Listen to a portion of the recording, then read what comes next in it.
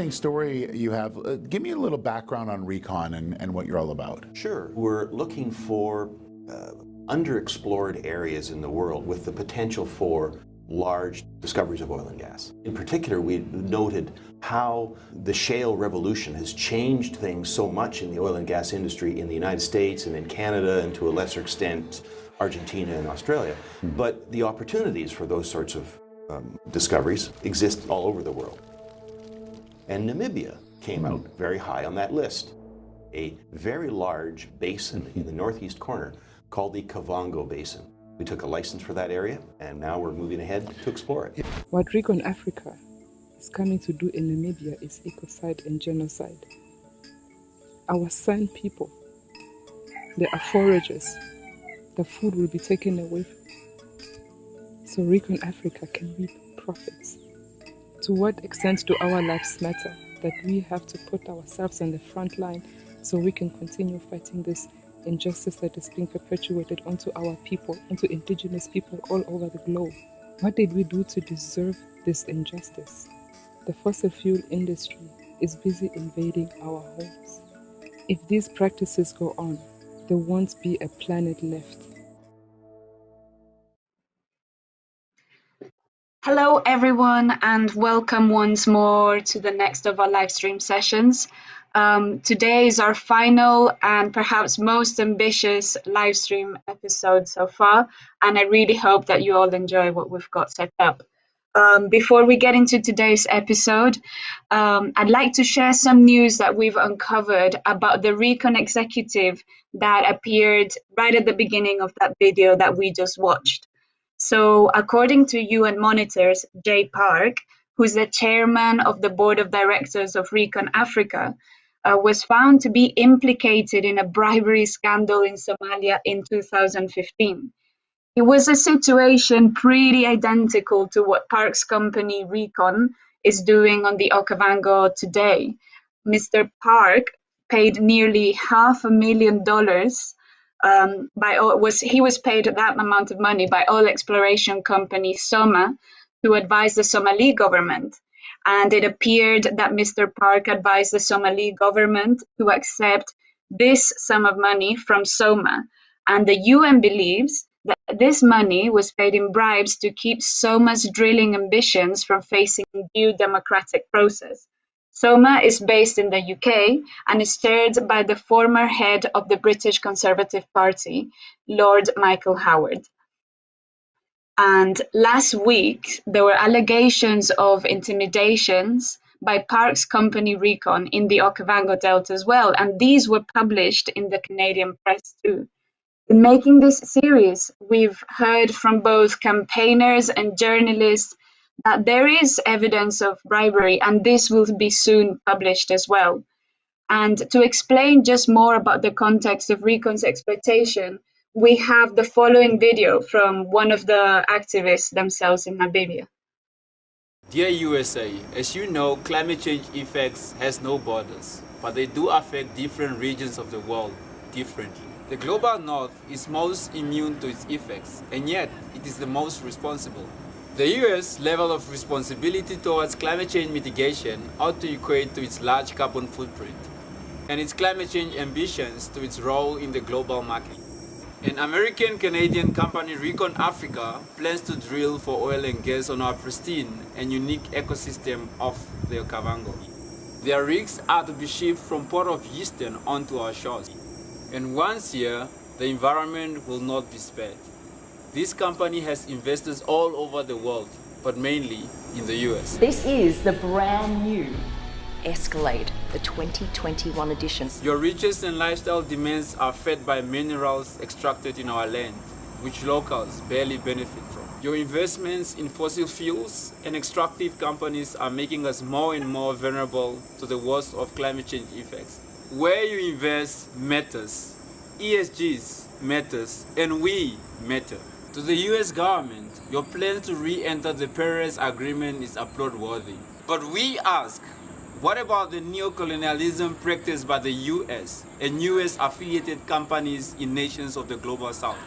In our nation, who holds them responsible for counteracting the shift away from fossil fuels? and driving our vulnerability to climate change effects. These companies too ought to adhere to the Paris Agreement. Before, you could not be able to see the other side because of the mangrove vegetation. It covered the whole of this area by the pollutions of 2008 and 2009 destroyed the whole place. The ecocidal actions should not only be banned in your land, but everywhere. Until that is the case, they will continue to perpetuate the fossil fuel market at the expense of our livelihoods and ecosystems. Once again, where you invest matters. ESGs matters, and we matter. So, as Khoe, I mean, what he's talking about is, sorry, it's just really intense, but like this situation of what happens is something that is really, really serious, and it's happening all across the world. Neocolonialism is nothing new, and it's really destroying people's lives and livelihoods. And this is something that we talked about with Khoe during our first video, where he talks about the deeply rooted and how politically entrenched this form of neocolonialism is that continues to benefit the ruling classes of both the global north and the global south at the expense of the majority of the world. And we had Jeff Barbie, we then had Jojo Meta, where we talked about the effects of ecocide and genocide and kind of highlighted the harm that this has already done throughout, yes, the majority of the world, and not just recently, but for centuries. And that's why I'm really excited to have for our final episode both, well, Esther Stanford-Xosei, who is, you know, a member of the Extinction Rebellion Internationalist Solidarity Network, and also is part of the Stop the Mangamese campaign, We Charge Genocide / Ecocide. We are also really excited because Ina, who we have met and seen in many of the videos throughout the series, will be joining us as well in the second part of our live stream, where she will talk about how the campaign is going now and what the plans are for the future of this. And before we begin the discussion and talk to both Esther and Ina, we've got a final update from the walkers. Because of an injury and due to the COVID restrictions, the walkers were forced to accept a ride for the last leg of their journey. And they're now in Cape Town collecting signatures, conducting workshops, and hosting an art exhibition. More details can be found in the description of this event. And here is a final message from them. We are different people. If we are looking, I am Nama. We got Bushman, we got the Kharikwa, we got the Xhosa, we got White. We are all from different tribes. It just shows us that this is something where we as a people must stand together for what we are doing. And if we can't stand as a people for what we are doing, then everything will be for nothing. So I thank you all for being with us. I've learned that we as the youth of different degree of nations, we need to be part of environmental studies and to take those incorporations to our communities and make sure our communities at home grow from these initiatives and also use these initiatives to create self-sustainability for themselves and our communities at large. Hey guys. And we all here for one reason, for one goal, and it is for environmental issues that are hindering our environment ecosystem as all. It is very most important that we have to stand up as one voice, as one, to go against any harm to the environment. If everyone stands up to do good, that's how we will save Mother Earth and nature as a whole. Thank you. What's gonna happen to the Okavango is a nightmare if I think about it. And we've seen these kinds of things happening time and time again. And we've got a hole in the ozone layer, we've got oil spills in the oceans, we've got so many things that we have to think about. So please join us, help us sign the petition. This is not for us, this is preserving the environment for future generations. and also making sure that our stories get told in the future. Thank you very much.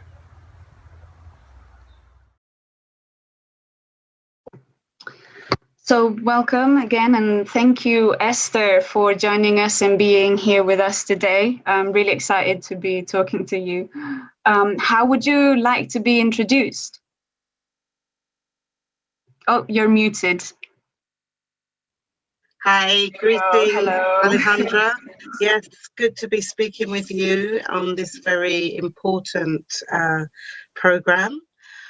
Yes, simply Esther. I'm a Pan-Africanist, I'm a reparationist, involved with many different movements and campaigns and organizations. But I think a key thing to say is that I'm a co-founder of Extinction Rebellion Internationalist Solidarity Network, as well as being a joint coordinator as well.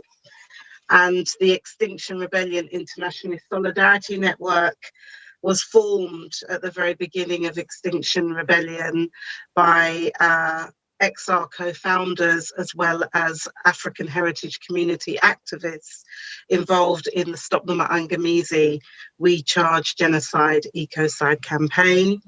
And a key thing to point out is that our purpose in XRISN, as we call ourselves, is to really foster mutually beneficial relations between Extinction Rebellion and also communities of resistance in the Global South, to ensure that the perspectives on rebellion of these communities of resistance in the Global South get integrated into XR UK, and also to ensure that there's two-way learning, because our people across the world, in the Global South, Indigenous peoples, we've got centuries of experience of rebelling against genocide and ecocide, and a lot of that learning is important to those who are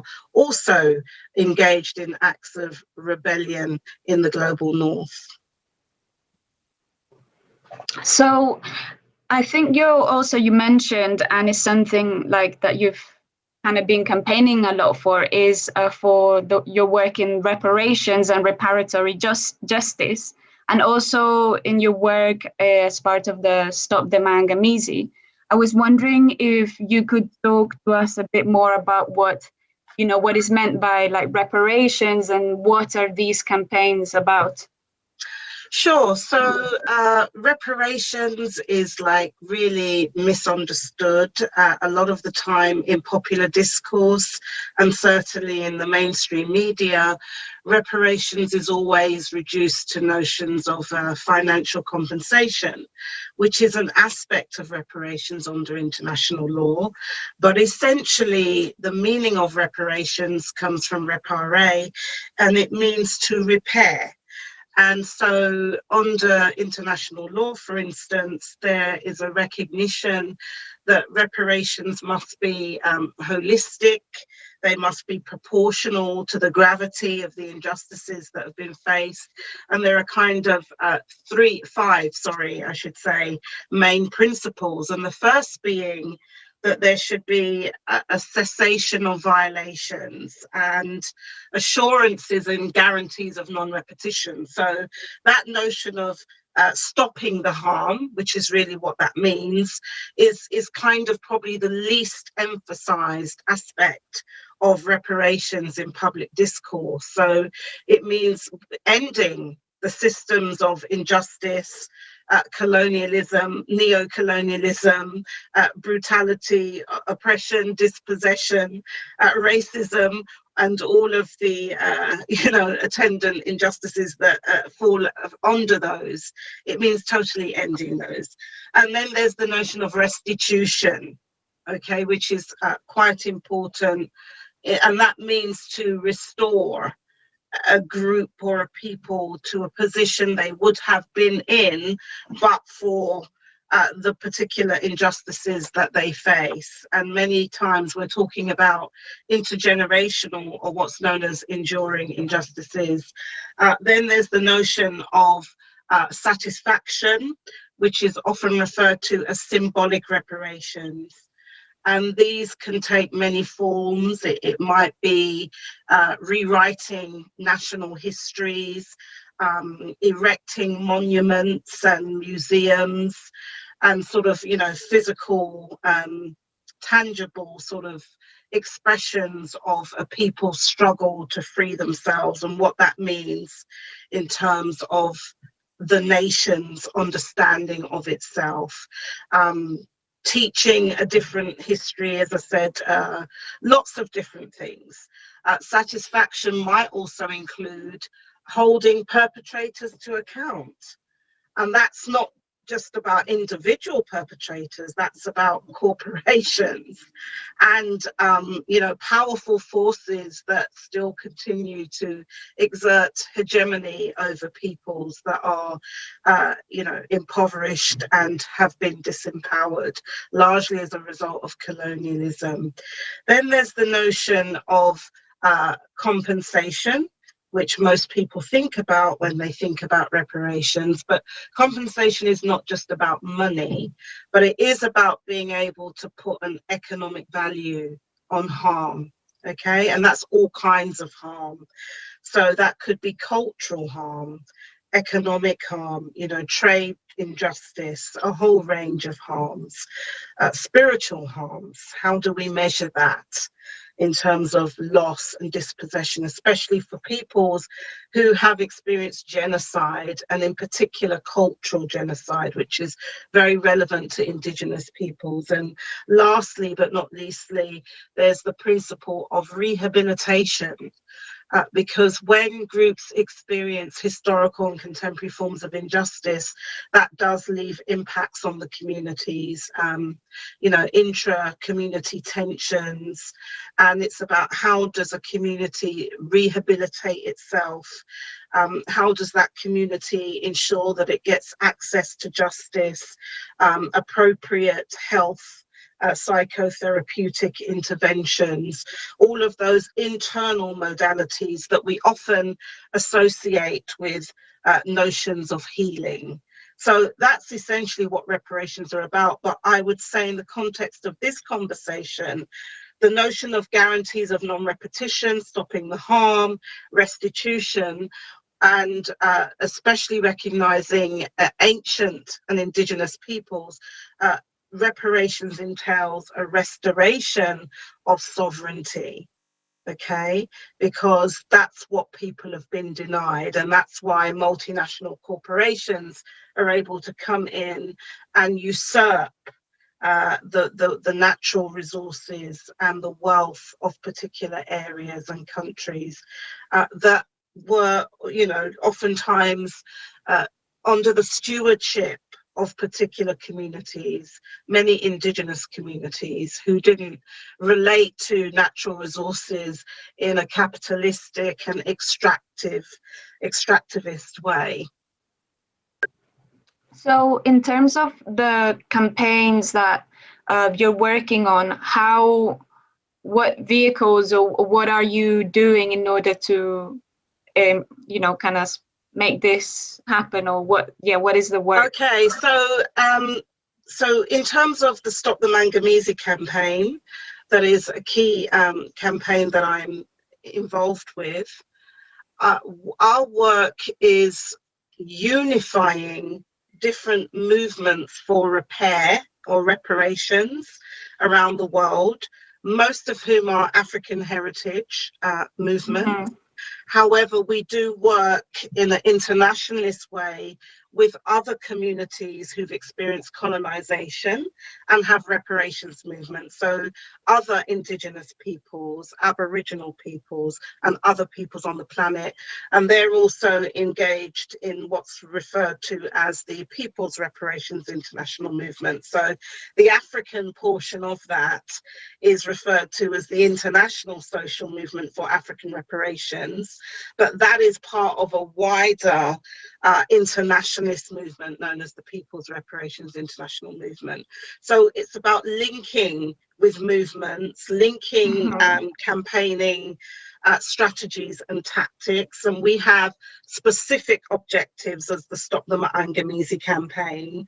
And it's really, first of all, we educate people about what we refer to as the Ma'angamizi, which is a Kiswahili term for African Holocaust, we say, and that really refers to the continuum of chattel enslavement or chattelization, colonialism, and modern day forms of neo-colonialism. So we educate people about what the Ma'angamizi means, also the causes of the Ma'angamizi and the contemporary impacts, but most importantly, what people are doing by way of resistance to effect repairs for themselves, because the notion of reparations sort of implies that there's a sort of mutual responsibility. So there's the notion of internal repair, but also which is what communities are doing for themselves. And then there's the issue of responsibility by way of external repairs, which is what others outside of that particular group have an obligation to do as well. So we also gather evidence of the continuing harms, because part of what we're doing by way of trying to stop the Ma'angamizi, it's about trying to ensure that there are levels of accountability. And so it's about gathering the evidence, the data, to establish what is happening and the magnitude of that. So as members of the human family, we have to be able to come together collectively to not only stop harms and repair harms, but also ensure that there is redress and there are forms of justice, tangible forms of justice. A key part of our work is therefore around social movement building, connecting with national liberation movements, social movements, global justice movements. And when you have an oppressed and dispossessed peoples, especially those who've experienced colonialism, they are all struggling in some way, shape or form to recover, to renew, to regenerate lost forms of their power, which is what is referred to as sovereignty, but not in a kind of state-centered way. That's based on this Westphalian model of statehood coming out of Europe, but sovereignty in terms of a people's vicegerency or stewardship. And so the whole notion of how indigenous people relate to land and relate to, the cosmos, relate to other peoples is quite different. So the restoration of sovereignty, but to do that requires helping to stimulate the organizing capacity of such communities in terms of their own, freedom struggles, as it were. And so it's about linking those different freedom fighters, as in effect they really are, with each other, so that we can form a powerful base, because our theory of change is based on the idea or the notion that it's people that make the change. It's not, coming down from on high from somewhere. It's the people themselves who have to transform their reality. And of course, we don't do it all by ourselves. We can work with other people to do so. But that impetus is an essential part of the repair, to restore and recover agency, and dignity for a people who have been infantilized, who have been dispossessed, who have been disempowered, and who have, to some degree, in some instances, have developed forms of learned helplessness and dependency, and this sense that we can't do it by ourselves. We need others to come and fix us. We need others to help us. And so it's really about how do we help cultivate and stimulate that impetus from within, so people not only feel empowered, but they actually link with other people, organize and mobilize with other people to bring about the kind of changes that they want to see. And it's about how do we then catalyze that force into a movement, a global interconnected movement of movements that can then take on, you know, the powerful entities that are sort of denying people their rights, you know, their human rights, their collective rights, or their people's rights, and of course denying rights to our Mother Earth. You know, she also has rights, and so that's the work that we do. So it's hard work, because social movement building is everyday work. It's not stuff that you get paid for. It is about our survival, but it's also about not only resisting the status quo and everything that is wrong, it's finding ways to prefigure alternative realities and new worlds, new ways of being, new ways of relating with not only each other, but you know, our cosmos and all our living relations. Sounds like really complex, a lot of work, but definitely really important. And yeah, lots of respect. Yeah.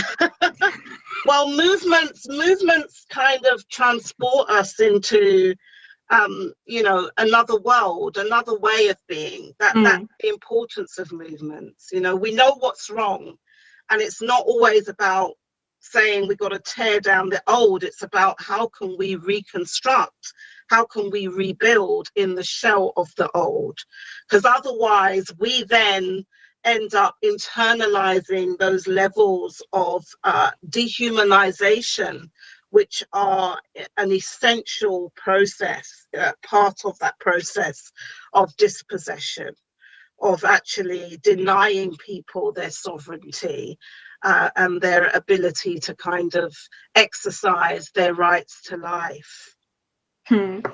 Actually, you mentioned a point earlier about Indigenous communities. And before I ask you the next question, which is touching on the role of Indigenous communities, I would like us to watch a video about some activists and campaigners in Namibia. The Canadian oil and gas company Recon Africa has begun exploratory drilling in the Kavango Basin, home to the Okavango wetland, where a recent genealogy study discovered as being the potential homeland of all modern humans. Recon Africa's exploration license extends across the indigenous territory of the San, the First Nation people of Namibia and Botswana, and they were ghosted throughout this process. Indigenous peoples each have their own distinct and unique cultures, languages, legal systems, and histories. Most have strong ties to the environment and indigenous lands and territories. According to the UN Declaration on the Rights of Indigenous People, specifically from the International Development Concerning Indigenous people are among the world's most vulnerable, disadvantaged, and marginalized peoples.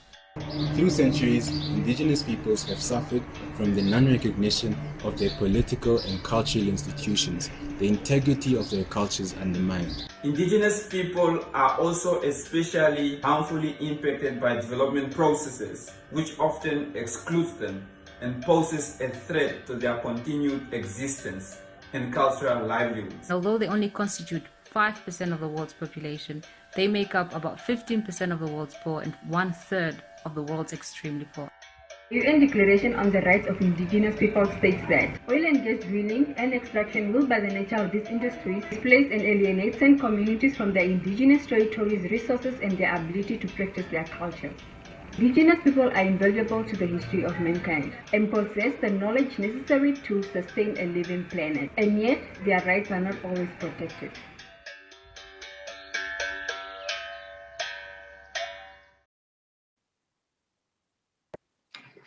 So yeah, Esther, I was wondering what you make of the video and what some of the campaigners were saying in it. Obviously, Indigenous communities both in the case of the Okavango Delta and across the world, are mostly like spearheading the battles against extractivism and the fight for, you know, the rights of life. And yeah, just wanted, I guess, to hear what is your understanding of what we're seeing in the Okavango and what lessons can we learn from it? And, yeah. Sure. I mean, a very important video in terms of elevating the understanding of the importance of Indigenous people, but also what is happening to Indigenous people. And how I relate to that is quite interesting, because when we talk about Indigenous people, a lot of the time the African Indigenous people are sort of absent, or they're not included in that conversation. And even the notion of people in the African diaspora who have been, like me, who have been dispossessed of my own indigeneity as a result of colonization. And so it's really hearing that, it reminds me of not only about how much has been taken, how much has been lost, but also the damage and the impact and the enormity of the harm that continues, that needs to be repaired. So when I think about, and in terms of my own analysis of what's going on in the Okavango Delta and other parts of the region, we're seeing this is part of the Maangamizi. That's how we in the Stop the Maangamizi campaign would explain it. This is part of that continuum.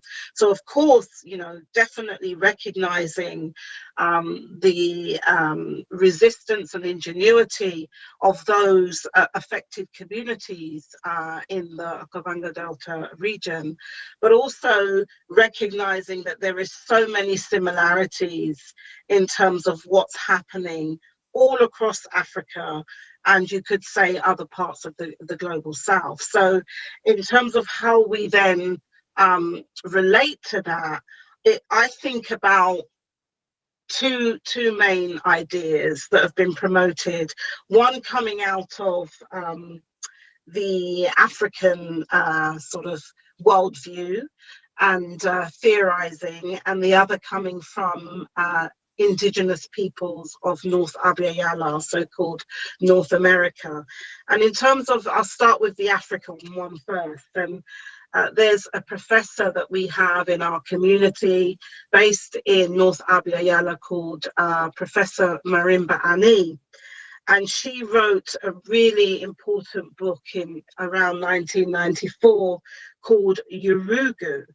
And Urugu is described in the Dogon mythology by the people of Mali in West Africa as an incomplete being, in search of the secrets of Ama, the creative principle, of which he wants to gain possession. Acting with anxiety and impatience and aggressiveness, he is incessantly restless. Urugu is responsible, therefore, for disorder in the universe, and this being conceived in denial of the natural order. So it's an incomplete being that really goes against the natural order and promotes disharmony in the universe.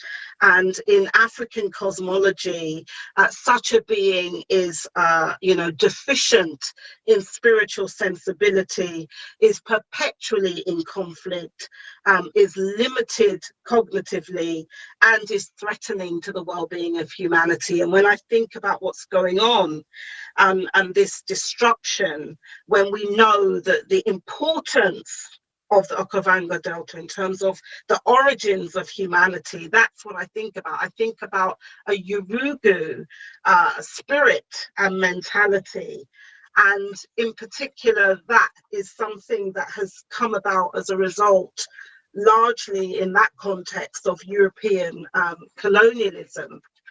The other notion that I think about to explain what's happening, it's a very similar idea, but recognizing, you know, people's own creativity and thought, Wetiko. And the Wetiko is a spiritual, psycho-spiritual illness of the soul, a sickness of the spirit. And similarly, it has been wreaking havoc throughout human history. So this is a term that comes from Indigenous American people. It's an Algonquin word, and it really speaks to a cannibalistic spirit, okay, that is driven by greed, excess, and selfish consumption. So it speaks to cannibalizing or eating up the life force of others, so other peoples, other members of our living relations in terms of, you know, so-called animal kingdom, and of course how we relate to ultimately our Mother Earth. So that's what we're talking about here, and it's important to recognize that Indigenous people have their own conceptualizations of reality, have contributed to notions of universalism. And so we also theorize from our own worldview and perspective on what's in terms of what's happening. But what we cannot deny is a system of predation that many would refer to as global white supremacy. And I don't want people to just associate that with some people that we would say maybe in England as the far right or wearing Ku Klux Klan sort of outfits. That's not what I'm talking about when I use, I mean, although that's a kind of form, a type, but by white supremacy, I'm referring to a historically based, institutionally perpetrated system of exploitation and oppression of continents, of nations and peoples racialized as non-white, by peoples racialized as white, emanating from the continent known as Europe. And it's done for the purpose of defending a global system of wealth, power and privilege, otherwise referred to as global apartheid. That's what's going on here. And of course, you know, linking that to extractivist forms of capitalism, which has is no respecter of persons, no respecter of people's humanity, then we're seeing an intensification of the desire to cannibalize, to suck out, to eat out the life-giving forces, not only of the peoples of the region, but also the life that our peoples rely on to sustain not only them, but actually other members of the human family.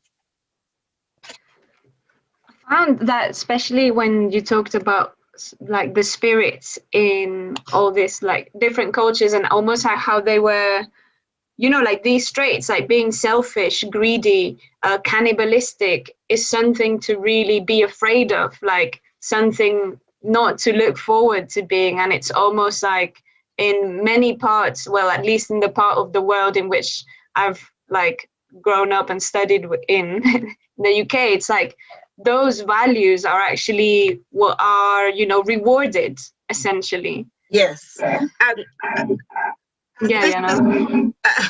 And the key thing to note here is that all of us who have been, if you like, colonized in that way, we internalize different degrees of the Yurugu and the Wetiko mentality or idea.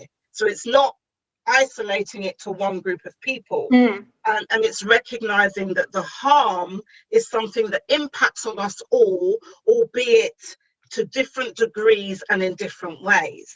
And so therefore the repair has to be a collective endeavor, even if we take on parts of it.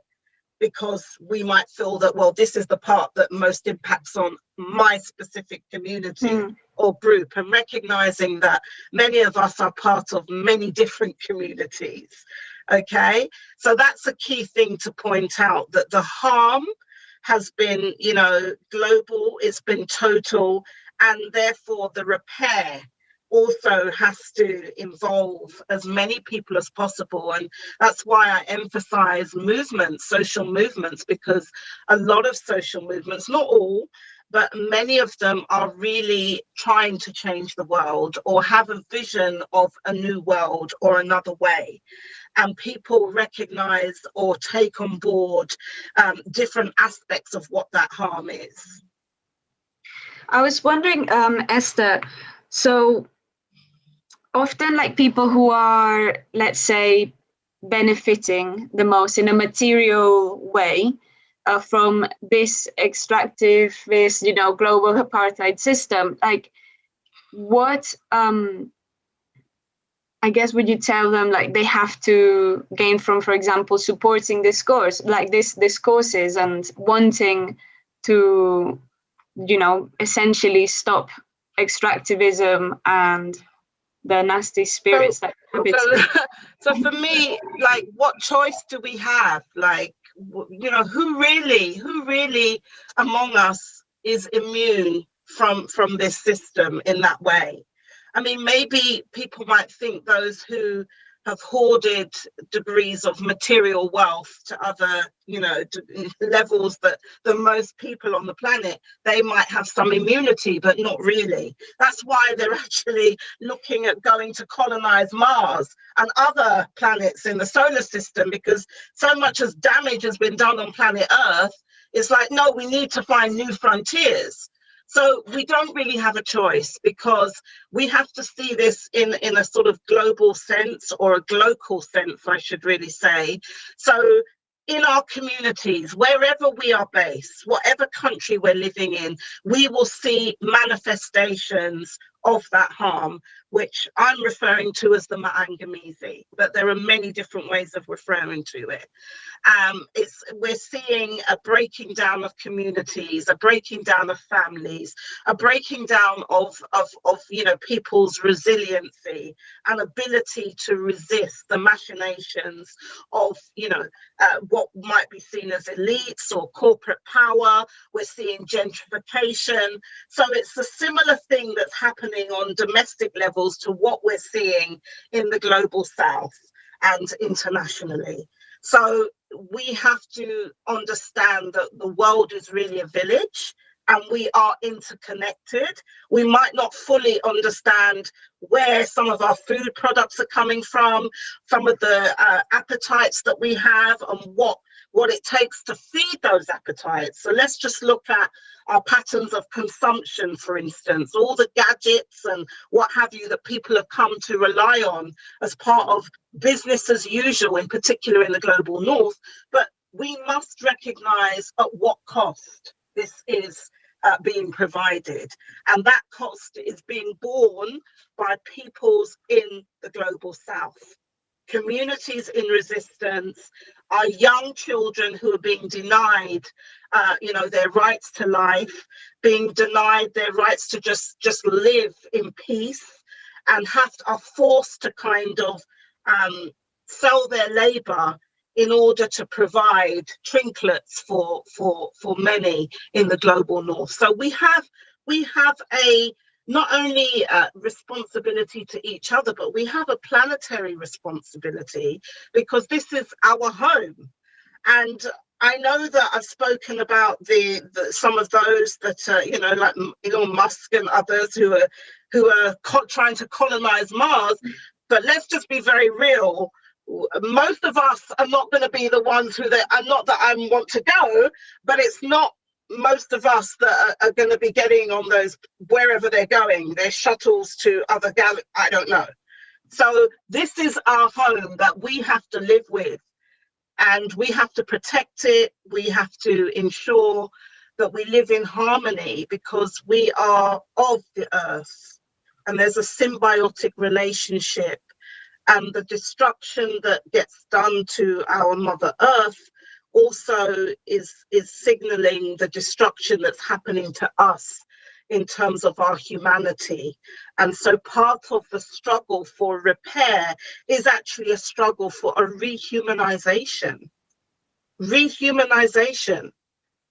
which is about overcoming the dehumanization, that sense of enemy, that sense of, disconnection, that sense of not seeing the humanity in someone else, that means that I then can exploit, I can step on, I can, I can don't care about how you're living, that people are not having basic access, polluting food systems, polluting our water bodies. I mean, this is not human behavior. And that's what we have to question. We talk about corporations, but who are the people that are running these corporations? Don't they drink water? Don't they eat food like the rest of us? So, we have to really, really examine what is happening to human beings and what this struggle is really about. Thank you, Esther. I just got this memory from, I talked to some students actually from Imperial University, and they were really concerned, about the environment. But then I asked them what they were studying, and I didn't know it was a degree, but it was space mining, and that was like a degree. Yeah. And not only space, like mining the oceans, for goodness sake, like everywhere, every piece of planet Earth. What's wrong with these people? And I just got that thought in my mind. I remembered them and just being like, wow, I can't believe there's hundreds of young people now going to study this. And that is, they were convinced that is the solution to our problems, to mine in space. And that's mental, that you cannot imagine. Well, the inhabitants of the other realms, I'm sure, will have something to say about that. So, we might have an intergalactic alliance. We'll have to build an intergalactic alliance. I'm serious. It's quite hilarious. Oh my God. It's quite serious. Yeah. Yeah. I can't help getting images of Star Wars in my head for some reason. Wow. Why, if we recognize the role of propaganda through film, a lot of what we've seen that might have seemed absurd or even futuristic really was about preparing us for the times that are here now. I was talking about, let's say, imagination, right? So now we've just been imagining things not really changing course and, having intergalactic wars or something like that. But I guess on the other side, what would sort of a, world where repairs there's, been happening and ongoing, and a post-colonial world, I don't know even what to call that world. But what would that be? So, I mean, there are sort of templates for that people have been working on. So in the Stop the Maangamizi campaign in particular, we refer to Ubuntu Dunia. And that basically means a multipolar world of many worlds. So a pluriversal world where people can coexist. They can be themselves, they can live according to their historical and cultural realities, okay? And they can, in terms of the best of who they are. I mean, there are some aspects of all of our cultures that we would want to leave behind because it's not going to serve us going forward. So, culture is not a static thing. You regenerate cultures and communities. So it's a multipolar world of Ubuntu, which is coming from the Bantu speaking peoples of Southern Africa, that speaks to a notion of African humanism, but not just humanism in terms of, the focus on human beings, but recognizing our living relations as well. And there's this notion that we are people through other people. So what it means to be human, you can't just judge by being isolationist and just thinking about yourself and your own group. It is the test of that is how are you able to exercise and demonstrate humanity to others who are outside of your group. Going back to collectivist principles, which again, many indigenous peoples live by, where there is a sharing, the whole nature of how we structure our societies, so-called economies, that science of treating our home, which is our ultimate home is Mother Earth, right? So it's a whole different way of relating, where it's about exchange, bartering. It's not about pillaging, extractivism and depleting. It's recognizing that our Earth is our mother, that, there's a spiritual, not only cultural, but spiritual connection. So when we take from the earth, we know that there's a consequence because there's been depletion, and that means there must be restoration as well. So this is a vision that some of us are working towards, and that global justice world of many worlds that we refer to as Ubuntu Dunia, okay, is one aspect of the big picture. But as African heritage communities in particular, we start off with a repairing of Africa in the sense of the borders, the colonial borders that still remain, that were instituted in the 1884-1885 Berlin conference, which actually we're still feeling the impacts of today, because what those borders do, they create an Anglophone Africa, a Francophone Africa, a Lusophone Africa. There isn't an indigenous Africa.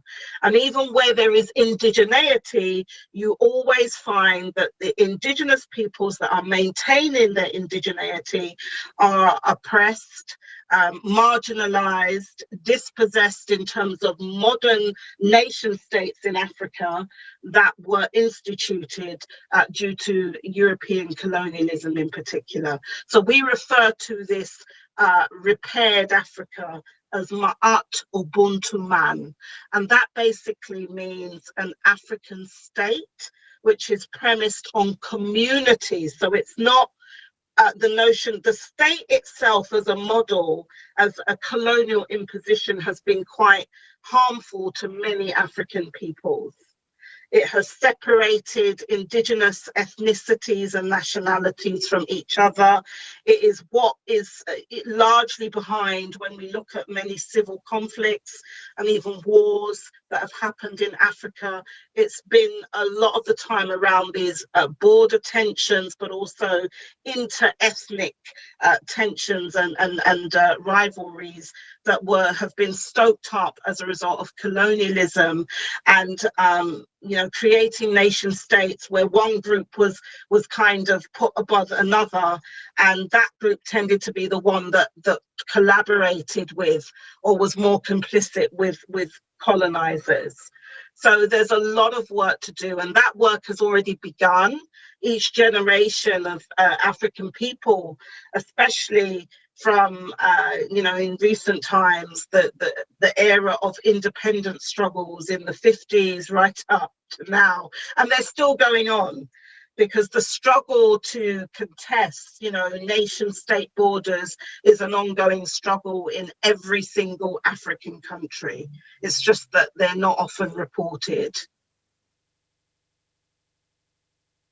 Sorry, I'm muted. Yeah.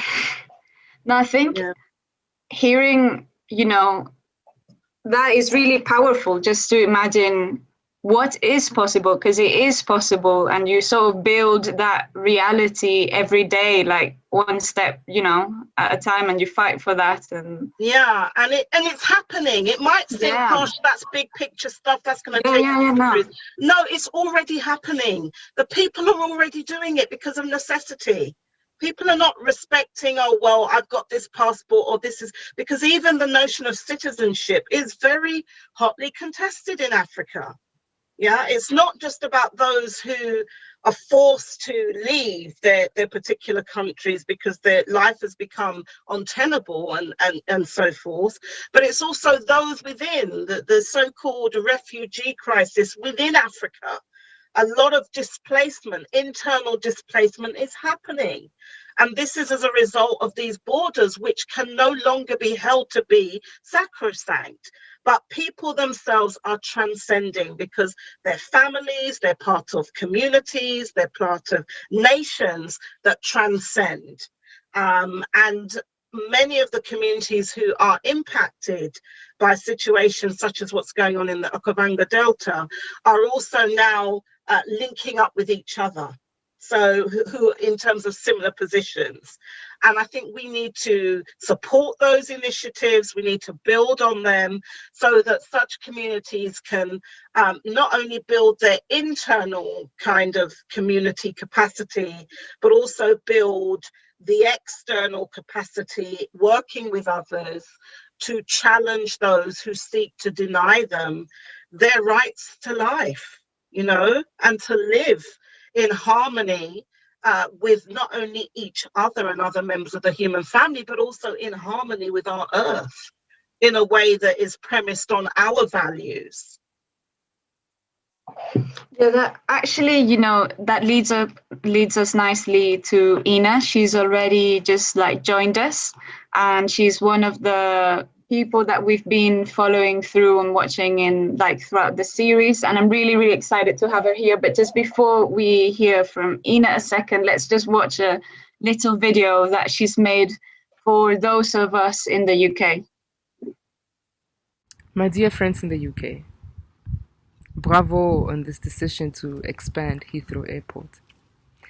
Conventions, Paris Agreement, we all know that it means nothing today. But the Okavango Delta, it means something to us. It's our source of life, our source of water. And by having come to this conclusion, basically what that means is that companies like Recon Africa from the USA, from Canada, they will have the rights to just come and destroy our parks, our World Heritage sites, because you have created a demand. Tim Crossland made a huge sacrifice. But the truth is that climate justice is something worth fighting for. It is just not about stopping the fossil fuels. It is about saving lives, saving biodiversity, and finding solutions to the problem together as a collective. It's not about the good and the bad. The fossil fuel industry has to play its part. They need to clean up their mess, and we all agree to that. But before that, no new expansions, no. Clean up your mess first. Stop the fossil fuels. Thank you. So, hello, Ina. It's nice to have you with us. I'm really excited finally to see you live in person. Yeah, thank you for being here with us today. I know you're probably really busy trying to fight Recon Africa. So thank you for making time for us to speak about this. Thank you for the welcome. So, thank you very much. First of all, yeah, like, how are you? And I guess just wanting to hear a bit more about yourself as well. And how did you come to become one of the most visible and active campaigners against Recon? Okay. Well, I must say that I will first start off with how I became one of the most visible ones, because that part is like the part that doesn't really matter. So, but well, we are Fridays for Future movement. Sorry, that's my child, still not sleeping. We are a movement called with Fridays for Future Windhoek. And when we discovered this, obviously it caught us off guard, because we are a movement that really focuses on solutions, solution-based campaigns. So we do community work. We work with orphanages. We work with soup kitchens. We work with schools, and we set up school gardens. Or we go there and then we talk about what is climate justice. So it is really awareness. And I mean, I am a 41-year-old woman, and I must also say that because I come from a background where I am an educator, I felt the need to educate the youth and give them this platform to be able to express their views. And so it was a very enriching approach towards the whole Fridays for Future movement. And then when we heard this, obviously there was a lot of anger. And also most of our our team, they're all students. And students are very, very busy. And me being an artist and a mom and being an entrepreneur, I made time. So I didn't really have the choice. It was just something that I had to do, like something just had to be done. So, and also being in the movement with Fridays for Future, it was really uplifting because you have such a really good support structure. So I got to learn from all the 15-year-olds, and it's really like, yeah, it's my family. I can talk to them, they understand me, and they were really supportive, and so I learned so much from them. And then this thing came up, and then we started doing it together with them, and obviously still continuing things on the ground. So the reason why I've also decided to take it on is obviously also inspired by my past. And I was born in a refugee camp in Angola, and my father was the chief of intelligence back then in a plan, which was the military wing of SWAPO, and they left Namibia to fight apartheid. So they started a military wing, and so I was born in a refugee camp, and obviously being born in a liberation struggle, or like at the height of the liberation struggle, basically. It was in the 70s and the 80s. Yeah, you picked up a lot of things because there was a lot of nationalism. We used to, we were taught the liberation songs. It's like they are in us. You should see us when we have parties. We have to put on those liberation songs, There's no way out. But when you listen to the message of the songs, it's really about helping out your next brother, It's like there's this song, Ngendale mana moita, umbatangepo, which basically means if I am injured in battle, pick me up, So you grow up with these slogans like down capitalism, down this, down, and then all of a sudden, hey, independence is here. Oh, what happened to the liberation struggle and the promises? Anyway, let's not go there. So I was brought up with the Che Guevarian notions. And I was also one of the many people that Esther was talking about, the ones that were displaced. So I moved to the GDR. Back then it was the GDR, the former Deutsche Demokratische Republik. The eastern side of Germany. So we moved there. We were like 500 kids in total between 1979 and 1988, 89 that actually were living in a hostile kind of atmosphere. And well, not all of us knew our parents. Some knew our parents. Well, I didn't know my mom until I was 11, you know. So I mean, back then I didn't see it as a problem, you know.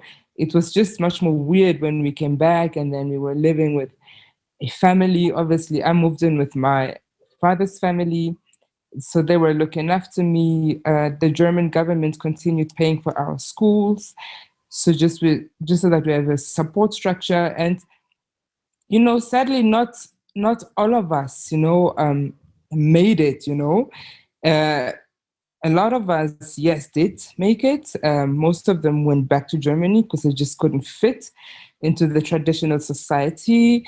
And even today, you know, you are still labeled as like the exile kids. And because we are brought up with such strong values, it's true. It's us who tend to like resist and say no, you know. And also having lost a parent in the war, and not really having have received that compensation, you know, or that support even, you know, just to push your own projects, you know. It's not like, yes, I want to go and sell crack. No, you know, I want to teach people how we can transform fashion, Western fashion and traditional fashion, you know. Like, why don't we find a way that is organic so we can move forward as a collective, you know? Why don't we find new ways? So why is it that nobody could fund or has the time to even fund projects of this nature, you know? And then, so it made me really angry because I submitted so many projects on starting school projects, fashion outreach in grassroots communities. So I got really angry, especially when this fish rot scandal came out, where we discovered that, well, where it was exposed that our government was stealing money, you know, with this company from Iceland, Samerji. So back then it was 2 billion. But today, the amount is at 10 billion. 10 billion.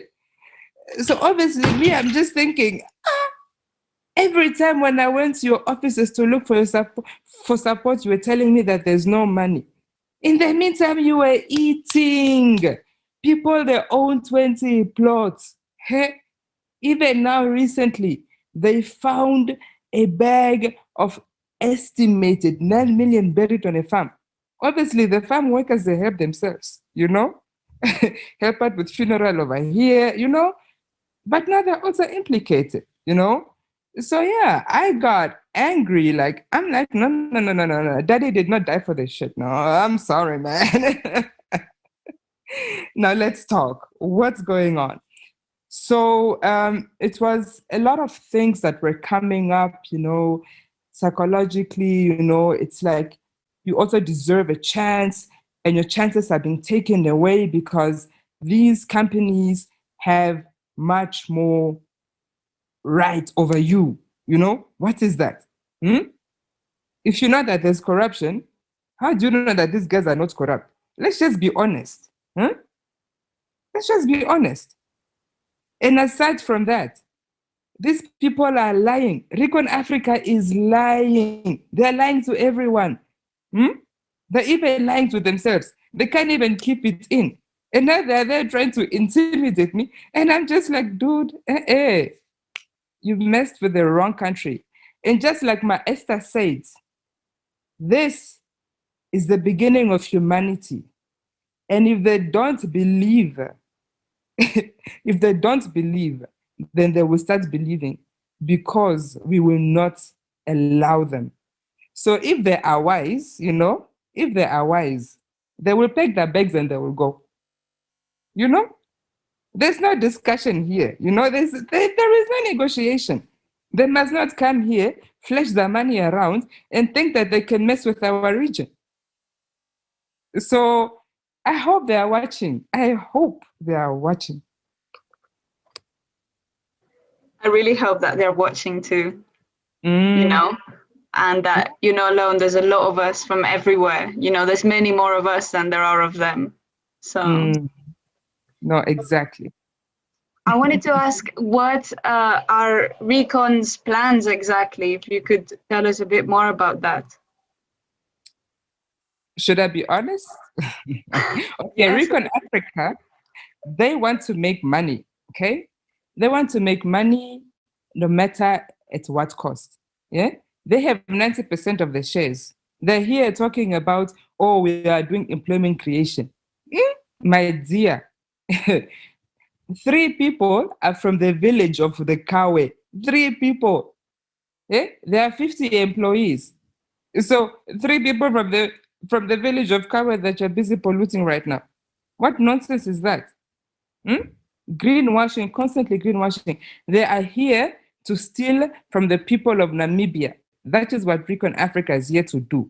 They are here to kill our people because they're busy lying to them and because they think that they can get away just because they have money, which they don't even have, you know? So they must stop flashing money, you know? They better save it because they will need it. They will not succeed here. So in Recon Africa, the problem is that they are selling shale, fracking, to the investors.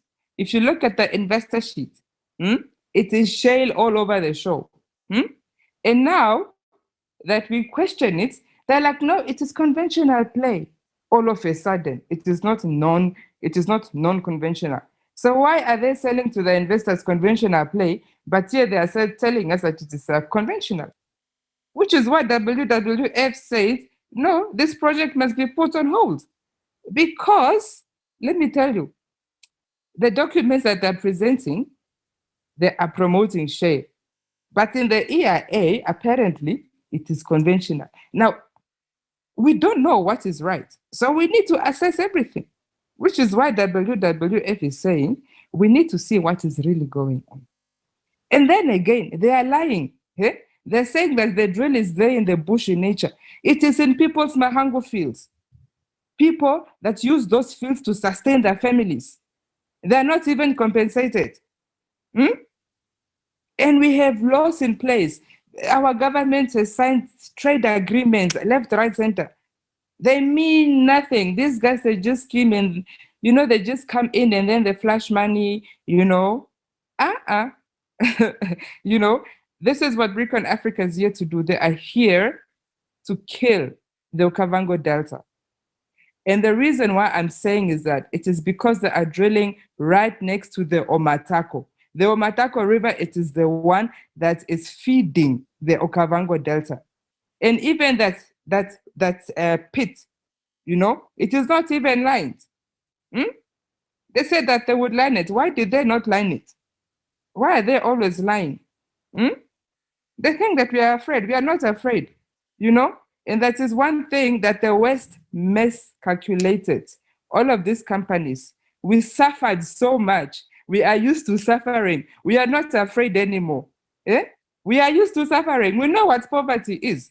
You can ask me, did you sleep under the bridge? Yes, I know what it means to sleep like under the bridge.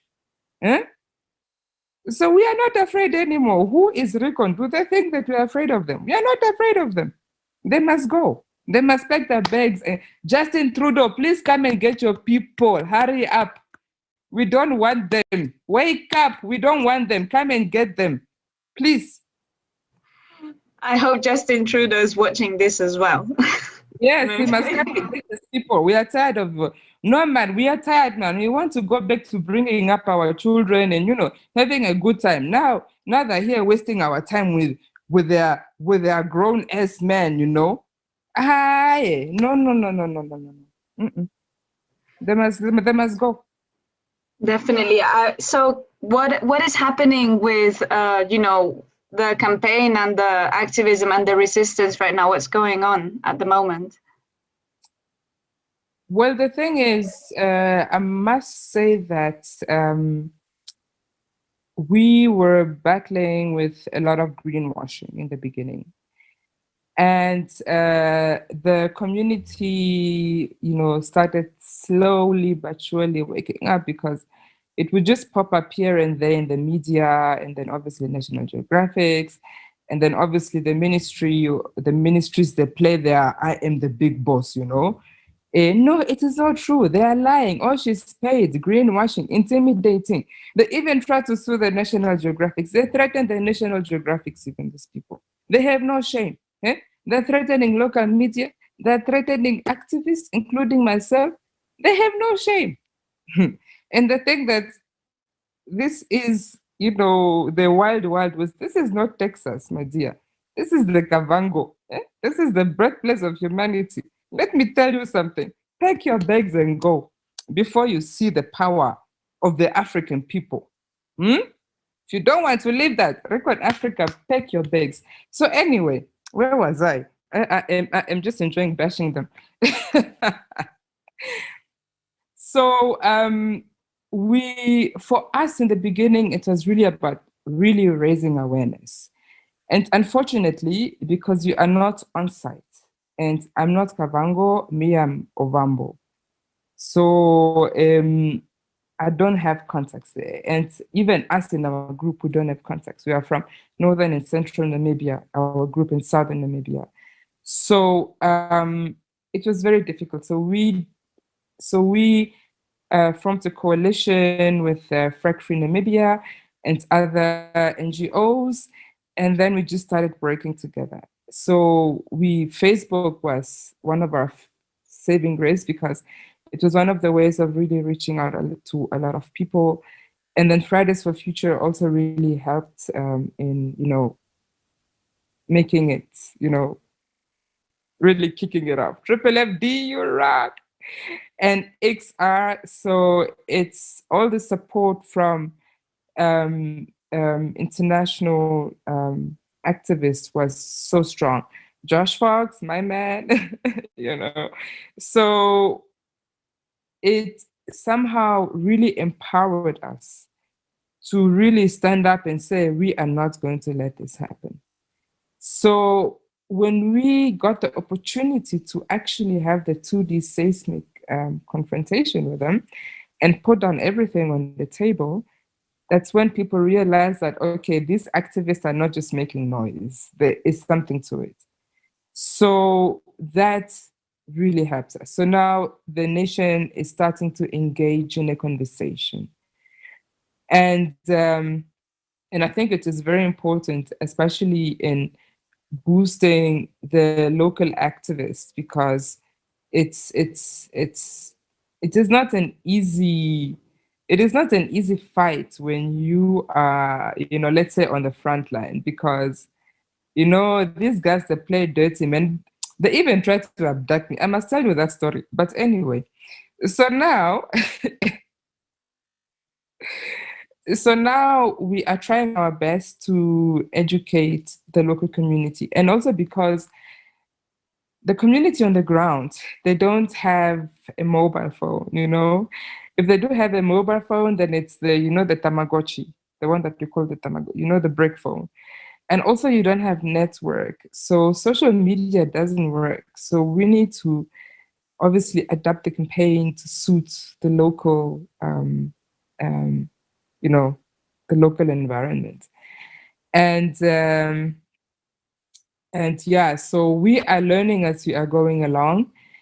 And we are very confident that the general public is seriously going to see through Recon Africa's lies, because I'm not going to take back my truth, and I challenge them over and over again to prove me wrong, So it is slowly growing, but they need more support. They really need to see that the world is standing with them, so they can have that confidence as well to say, okay, Recon, Soringo, Indah, Khan, like we say in Afrikaans, Khan.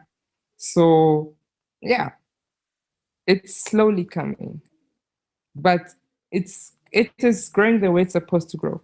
The importance was for it to go out internationally, because we know and we can smell that there is something fishy going on. So our government was never going to do anything. And the only way was to really get it out and put pressure on them from all corners. And I think we succeeded. Definitely. Yeah, thanks to everyone, yeah. You kind of alluded to it, but what is the situation on the ground at the moment for people like yourself or the many others who are actively trying to resist Recon Africa from essentially killing the Kavango Basin?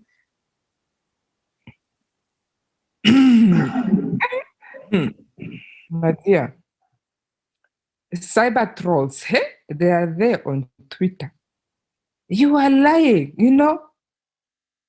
It's like Greta Thunberg said, these are old grandfathers that need to be chilling with their grandchildren, and they're there insulting people. No, you are lying. Just because they want to make money. And then Dr. Sindela Muya, he's the one that was doing the EIA. He gave a warning to National Geographic, to another local newspaper, which I cannot mention right now. They need to break it. And to activists that are like on the ground, and to myself. And I mean, with me, I was so amazed, like, I was so amazed. He is calling me a non-Indigenous woman, a non-Indigenous person that has profited from the system, which is why I am against the development of the fellow people of Kavango. But I think it's colorblind. And this is the same. Please watch that recording on the Namibian Sun Facebook. Please watch it. Where I question him about the 2D seismic. This man, he is a doctor. He doesn't know when someone is black and when someone is white. I am, you know. But this person is claiming that he is basing his studies on the 2D seismic that is done offshore. So this man has found the miracle of walking on water. How can you compare offshore and onshore? He doesn't know the difference, but he's a doctor and a PhD.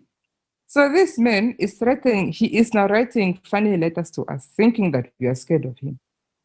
And then their PR, who is Ndape Oshali, I will say your name over and over again. She's a journalist, but she's also the PR. So she asked for who was organizing the previous protest when we went to UNESCO.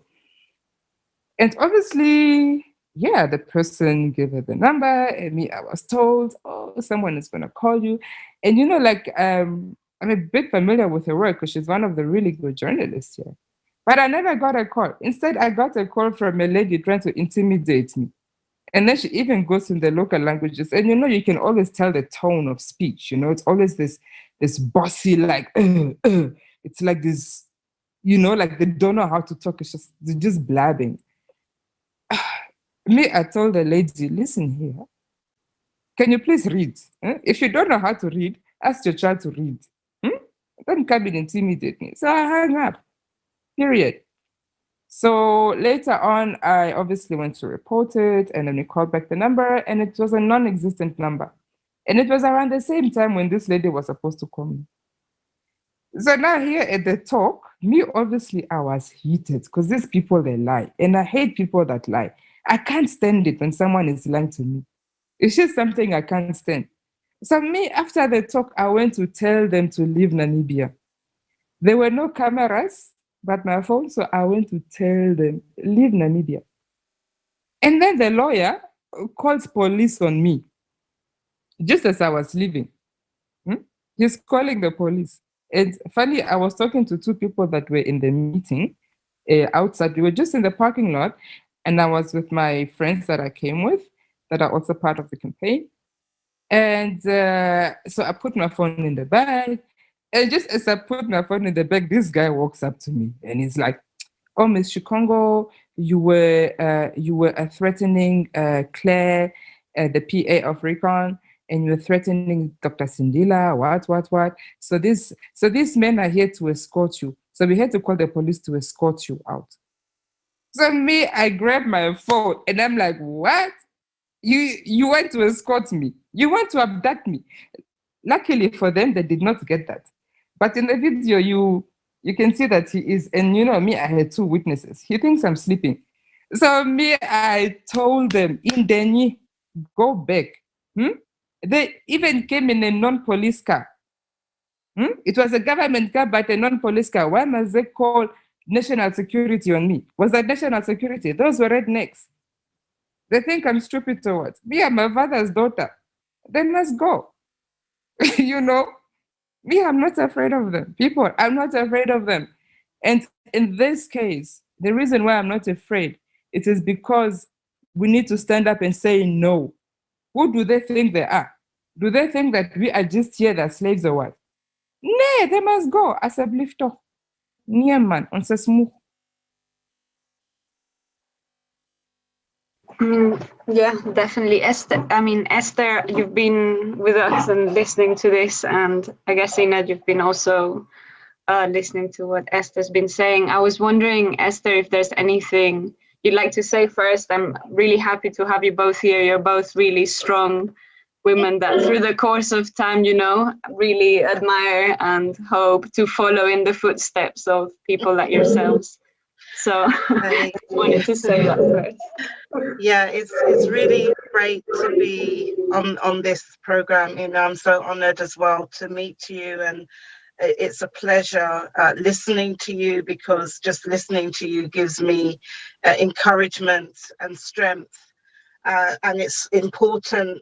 When I hear you, it just reminds me of what it means to be an African, what it means to be an African woman, and the role that African women have played throughout millennia in defending our lands, our communities, our families.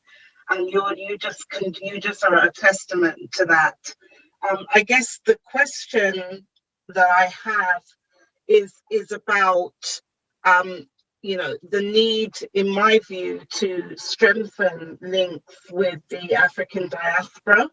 And I mean the African diaspora that's in resistance. I don't just mean, because just like in any part of Africa, you get some that resign themselves to the world as it is, and you get those that want to bring about changes. So I feel that it would be really good for those links to be strengthened, because that is part of how I feel that you can solidify the wins and the gains that you are making, and the mere fact that you are speaking out.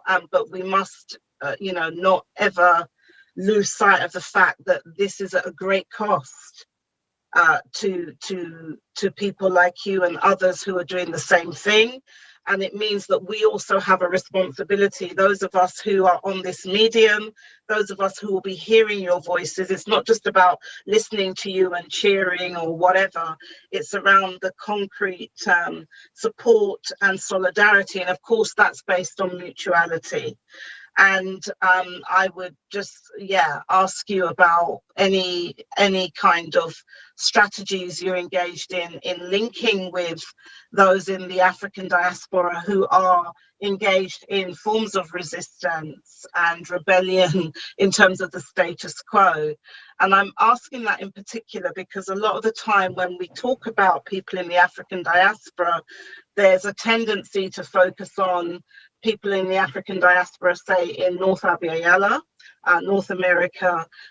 Those of us in Europe are often not thought about so much, maybe because we're much smaller in number, but certainly we're strong, one of the largest, most visible but invisibilized, racially marginalized communities in Europe, over 15 million strong.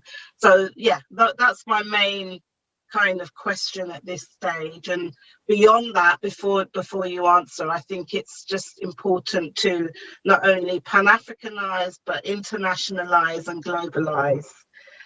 And that's where I think the notion of international solidarity that in XRISN we're really, really keen on, it comes in, because there are these corporations go all over the place.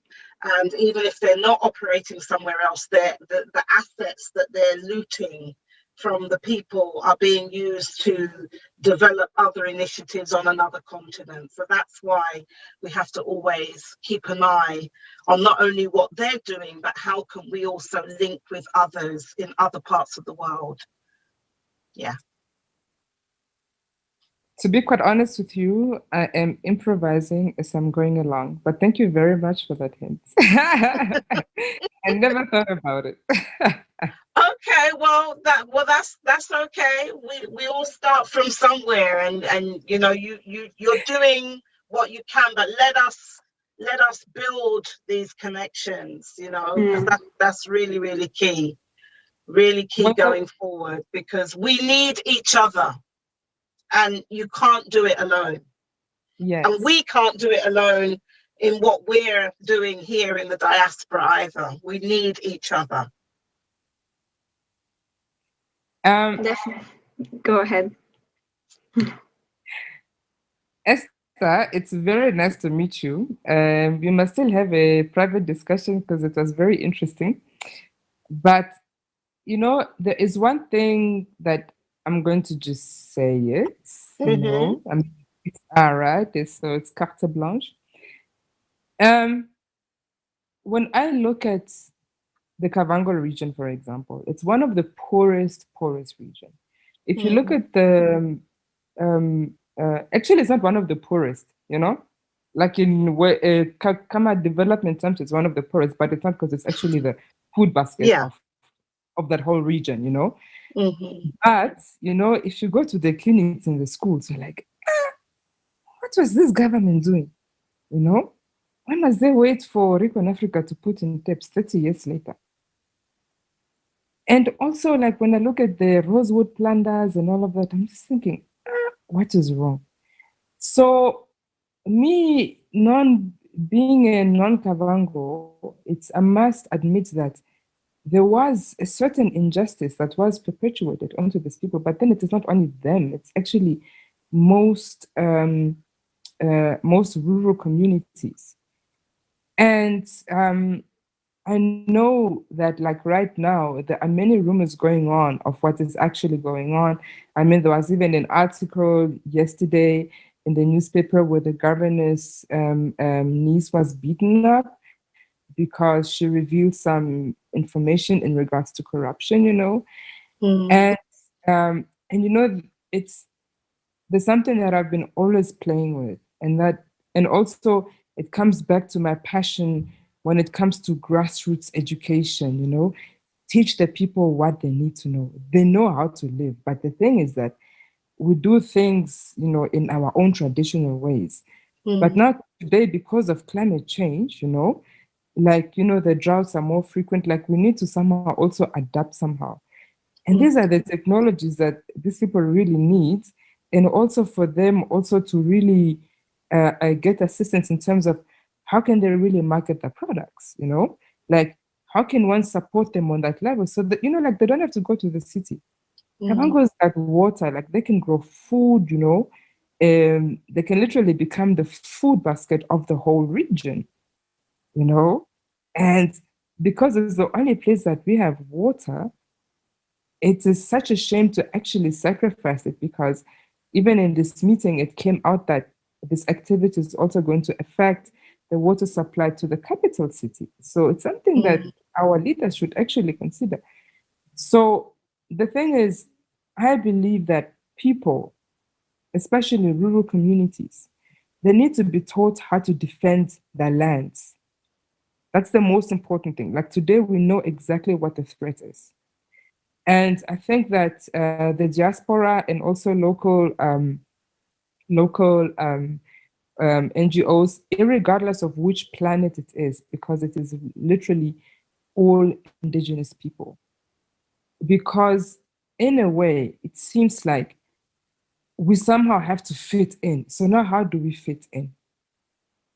But also we can also not turn back the clock. But the thing is, we also want to preserve what we are. So why not work on that? And I think we need to really come or create a discussion of how can we really support these rural communities. And also because just sending money there and saying, oh, this money is for development and what. My dear, these people, they have created laws to facilitate corruption. One of our lawyers even admitted it.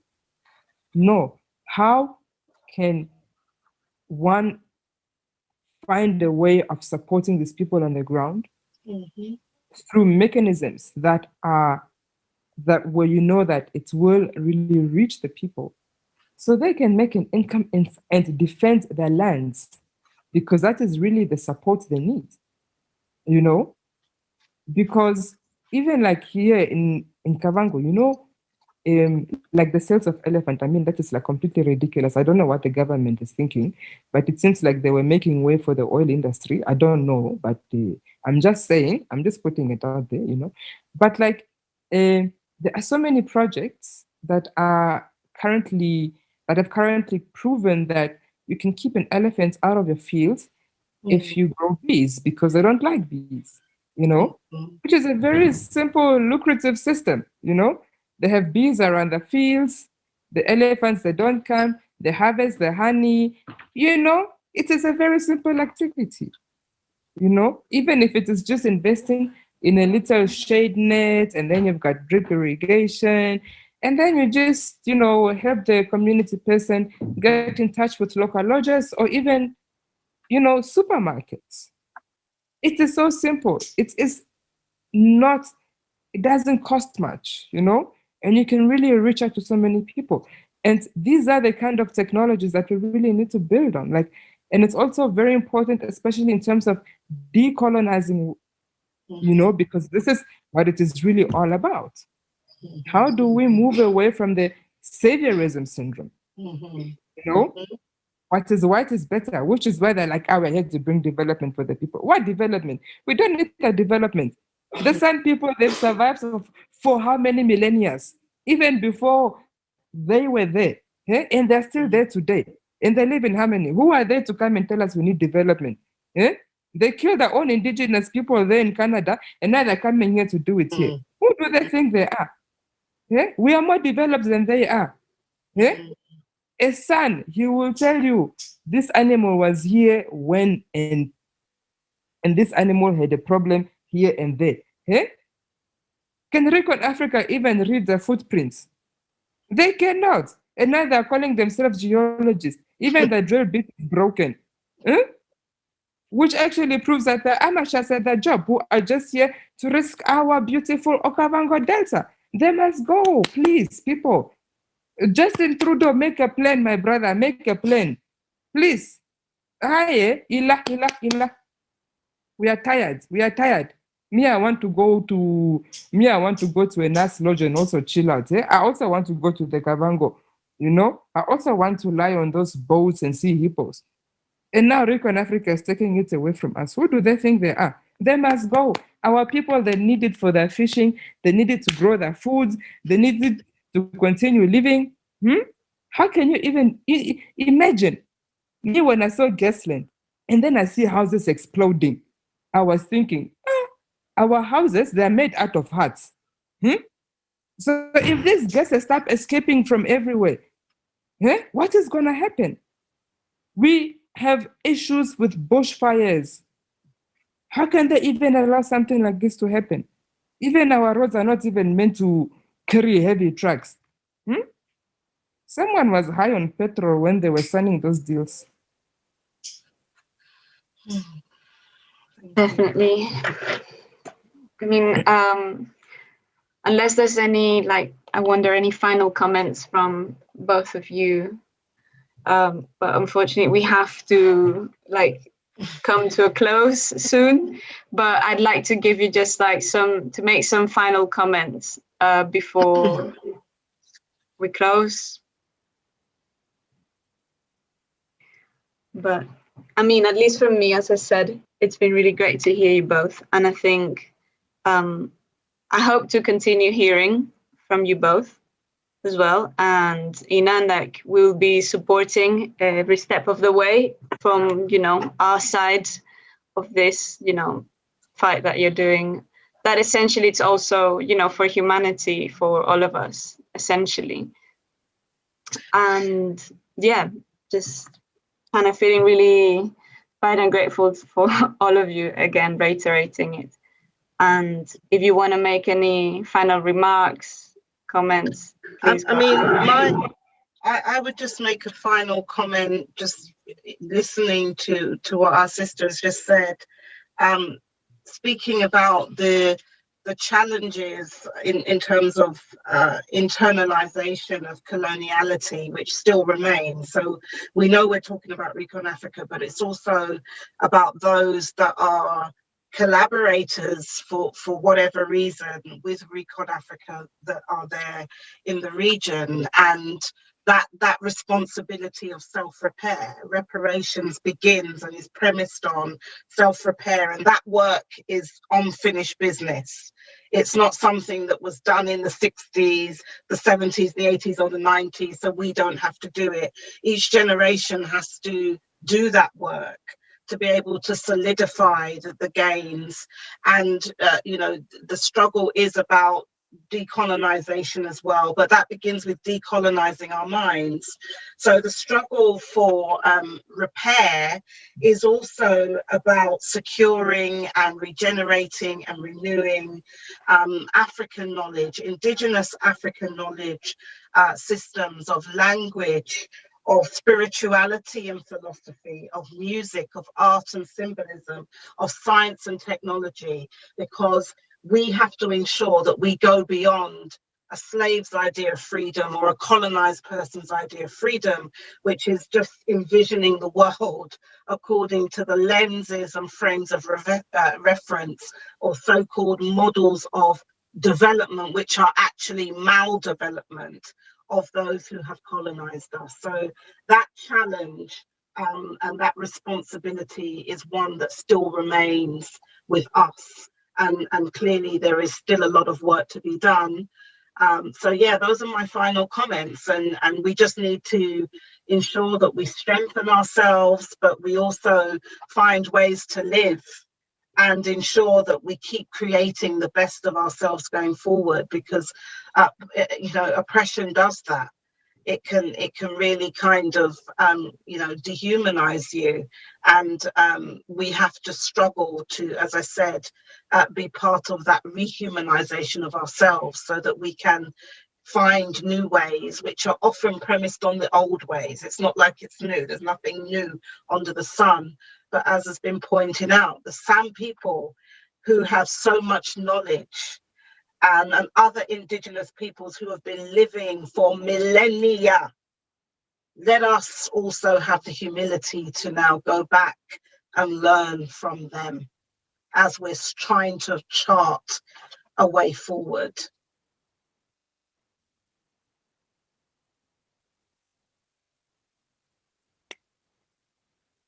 I like to talk.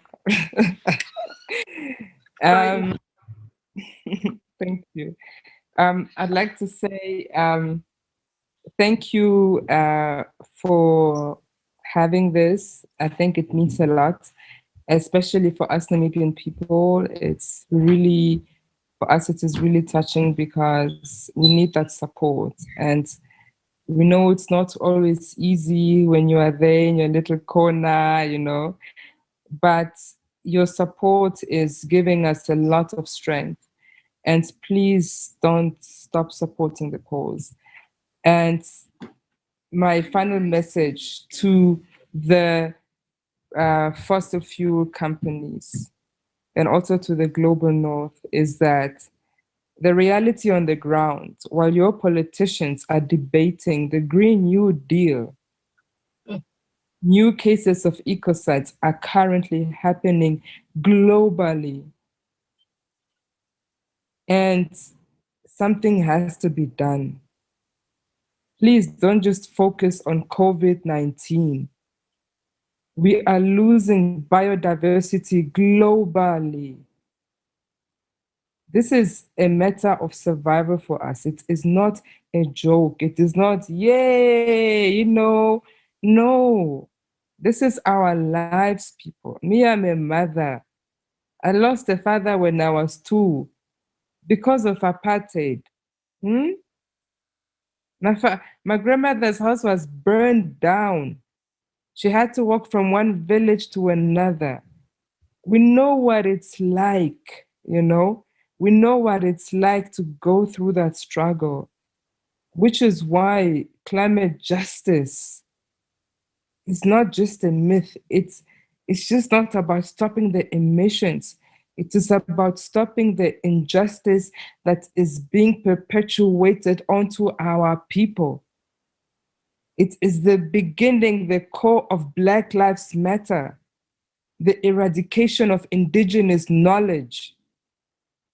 This is what the fossil fuel industry is doing.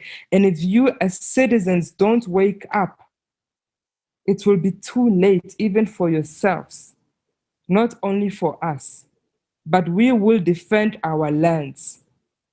We will defend and we will not stop. Just like my father was not afraid, I am not afraid. I will not be the first one nor the last one. But in this case, they will not touch me because it is our ancestral land, humanity's ancestral land. And I know they are behind me. So no shadows can touch me. And this is an affirmation from my mouth all the way. It's in the universe. You can't touch me because we will defend our land with everything we've got. Thank you very much for your support, and don't stop supporting us. Thank you. Thank you, everyone. And before we close, unfortunately, we had someone who was going to join us live to send some message of support as well for yourselves. And because they weren't able to make it, we've got a recording that we're going to show. And yeah, just, everyone watching, I hope that you take all of these things that both Laina, Esther, but also from the other live streams from Khoe, from Jeff, from Jojo, and just that the fact that this is happening, because I feel like through the sheer making and the act of being here, even just, for example, having these conversations, already things are moving forwards, so the most simple things that can seem like, how does that help? It really does. Like, for example, this moment, seeing Esther and Ina meeting each other and all the connections that we build as we make these things happen and build those bridges again, that is, very important part of the work. So thank you, everyone who's been following this whole, live stream series with us. And if you've missed any, of the episodes, please, there will be in the YouTube channel. There is a petition that you'll see in the video as well. And I wish you all the best and keep fighting. XR Africa is a combination of environmental activists from all over the continent. So we have a presence in 20 different African countries. And I guess what drives us is the fact that Africa as a region in the world is the most impacted by climate change. However, we are the least responsible for the activities that are causing said climate change. So as XR Africa, we pledge to provide regular updates on what's happening in the Okavango Delta so that the world is aware of how the climate and ecological emergency is playing out in one of the continent's last pristine oases.